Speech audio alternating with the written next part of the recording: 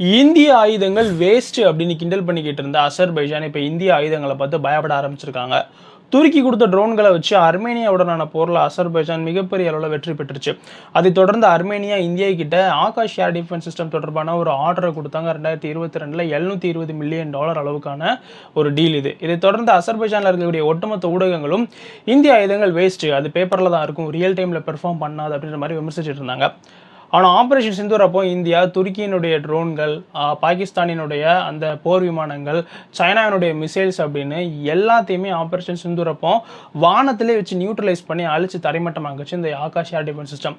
இதை ரியல் டைமை India prove பண்ண உடனே இப்போ அசர்பைஜான் அப்படியே பிளேட்டை மாற்றி போட்டு ஒரே வருஷத்தில் இந்திய ஆயுதங்கள் மிகப்பெரிய த்ரெட்டு, இது பிராந்திய அமைதியை சீர்குலைக்கும் அப்படின்ற மாதிரி புலம்ப ஆரம்பிச்சிருக்காங்க. அவங்க மட்டும் இல்லை, ஒட்டுமொத்த துருக்கி பாகிஸ்தான் இந்த கூட்டாளிகள் எல்லாம் சேர்ந்து.